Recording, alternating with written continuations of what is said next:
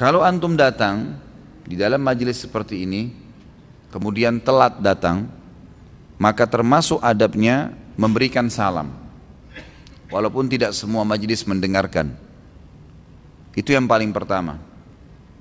Nabi SAW menekankan sekali sahabatnya di dalam hadis Bukhari Muslim, orang yang berdiri memberikan salam kepada orang yang duduk. Orang yang berjalan memberikan salam orang yang berdiri. Orang yang berkendaraan memberikan salam orang yang jalan kaki. Yang lebih muda memberikan salam kepada orang yang lebih tua, dan individu memberikan salam kepada kelompok. Adabnya ada, gitu kan.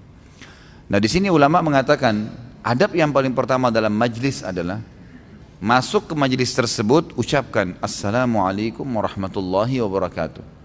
Mungkin tidak usah teriak-teriak sehingga orang semua dengar, tapi ini perintah Nabi SAW dan para sahabat tidak pernah melanggar ini.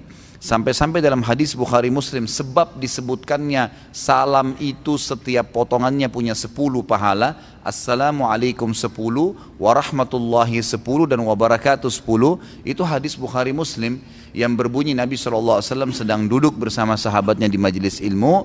Kemudian datanglah seorang sahabat yang terlambat dan berkata dari depan pintu masuk, Assalamualaikum. Nabi SAW dengar, maka beliau menjawab, sahabat-sahabat yang lain menjawab, lalu mengatakan setelah orang itu duduk, lahu asyarah, orang ini dapat 10 pahala. Berjalanlah pengajian Nabi SAW, masuk orang yang kedua. Dia bilang Assalamualaikum warahmatullah, ditambah warahmatullah. Nabi SAW jawab, sahabat-sahabat semua jawab. Nabi SAW mengatakan lahu ishrun, orang ini dapat 20 pahala karena ditambah warahmatullahnya. Berjalan lagi pengajian, datang orang terakhir yang ketiga telat. Dia datang berikan salam, tapi salamnya lengkap, Assalamualaikum warahmatullahi wabarakatuh. Semua sahabat jawab, Nabi SAW jawab. Kemudian Nabi mengatakan lahu thalathun, orang ini dapat 30 pahala. Dari hadis ini diambil pelajaran bahwasanya orang kalau datang dalam majelis disuruh salam. Dan salam itu jangan setengah-setengah, akhi dan ukhti. Jangan cuma Assalamualaikum, rugi. Karena kita tidak pernah tahu kadar nilai pahala satu itu. Di dalam hadis sahih yang lain kata Nabi SAW, La tahkiranna minal ma'rufi syai'a.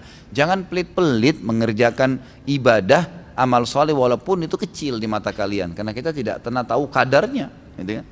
Mungkin seperti gunung Uhud, Allahu alam, kita nggak tahu.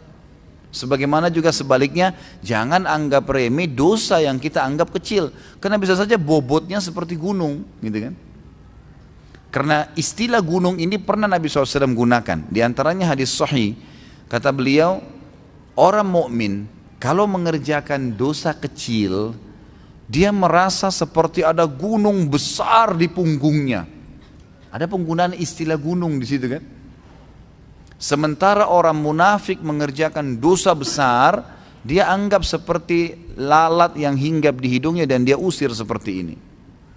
Tapi ada istilah di sini gunung. Makanya sebagian ulama mengatakan satu pahala itu bukan seperti angka satu. Satu dosa juga bukan seperti angka satu, tapi bisa seperti gunung, gitu kan? Apa ruginya antum berikan salam? Bukankah Abdullah bin Umar radhiyallahu anhu dikatakan kalau beliau sudah kerjain semua amalan-amalan nih, sudah sholat 5 waktu di masjid, sudah maksudnya misalnya subuh nih, habis sholat subuh, udah selesai zikir pagi, udah selesai sholat duha, udah selesai baca Quran, udah selesai yang disunahin sudah jalan semua. Abdullah bin Umar ingin cari pahala tambahan, apa yang dia kerjain? Dia keluar dari rumahnya, kelilingi kampungnya dia tuh, sekitar dia, kalau kita RT kita ya. Jadi cuma beriin salam ke orang-orang tuh. Assalamualaikum warahmatullahi wabarakatuh. Assalamualaikum warahmatullahi wabarakatuh. Assalamualaikum warahmatullahi wabarakatuh. Cuma kejar untuk 30 pahala, 30 pahala, 30 pahala. Apa ruginya? Kita nih di Indonesia ini ada keahlian kita. Tahu apa ikhwan? Keahlian meringkas. Kita ahlinya tuh. Abdurrahman jadi man. Ringkas. Ahli ringkas ini. Luar biasa kalau soal ringkas-ringkas. Salam pun begitu. Assalamualaikum 10 pahalanya, dilingkas kum. Apa ini kum? Mikum. Apa mikum itu? Gak ada pahalanya. ahli ringkas. Nama dikasih 3 macam, Muhammad, Yusuf, Syuaib. Dipilih salah satunya, anggap Syuaib. Syuaib pun diringkas lagi. Aib. Ahlinya luar biasa. Tapi ini nggak berlaku dalam agama ini, jangan diringkas-ringkas. Sedangkan utuh saja Assalamualaikum dikasih 10. Tapi kata ulama, kalau tidak sempurna lafadznya, nggak ada pahalanya, walaupun 1 nggak ada. Jadi cuma mikum itu nggak ada pahalanya, nggak ada sama sekali. Jadi salam, masuk halaqah salam. Saya tertarik dengan keadaan Saudi, ikhwah. Di Saudi itu masalah nyebarin salam ini luar biasa. Sampai jangan kaget antum kalau umrah atau haji lagi dalam lift mau naik ke kamar kita di hotel, itu nanti kita ketemu kalau ada orang yang masuk, kalau orang Saudi itu sudah biasa. Assalamualaikum warahmatullahi wabarakatuh. Salam, masuk lift, masuk lift. Masuk bus, salam loh. Antum jangan kaget kalau naik bus di Madinah, kemana, apalagi sekarang ini kalau teman-teman pergi haji dan umroh ini hotel-hotel di belakang Masjid Nabawi lagi dalam proses perubuhan nih. Ada berapa building dibangun agak jauh, sekitar mungkin 6-7 kilo dari Masjid Nabawi. Nanti kerajaan Saudi siapin bus tuh, supaya ngantar jemaah umroh bolak-balik sholat, itu ada bus standby memang, karena lagi ada pembangunan di sana. Saya pernah di sana tuh naik bus, hampir satu Saudi, artinya kota-kota yang pernah saya datangin, itu sudah tidak asing kalau mereka masuk, Assalamualaikum warahmatullahi wabarakatuh. Dia nggak kenal nih kita semua, tapi disalamin. Naik pesawat itu salam.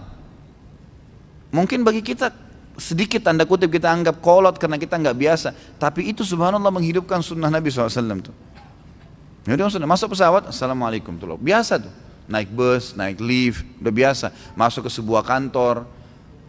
Orang kalau di bank, perbankan di Saudi itu, orang antri nih. Pas dia mau kasih bukunya suruh print, Assalamualaikum, salam dulu, baru dikasih bukunya. Udah biasa. Orang masuk, orang tua masuk kamar anaknya, setiap masuk salam. Ketemu istrinya salam. Istrinya ketemu suaminya salam. Begitu. Masuk dari masjid salam. Mau istrinya keluar dari dapur siapin makan, salam dulu baru hilang, sudah siap makanannya. Udah biasa salam dihidupin. Dan memang perlu kita fahamin hadis riwayat Imam Muslim di mana Nabi SAW waktu ditanya ayu islamin khair, perbuatan apa dalam Islam yang paling baik, besar pahalanya setelah amal-amal yang wajib, beliau mengatakan tut'imut ta'am wa tusallimu ala man ta'rif wa man lam ta'rif.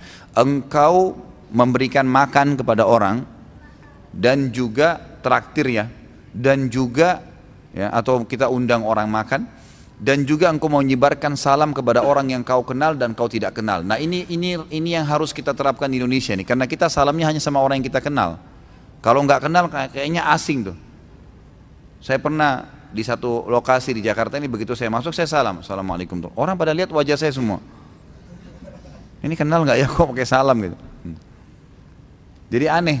Padahal sebenarnya tidak perlu harus kenal.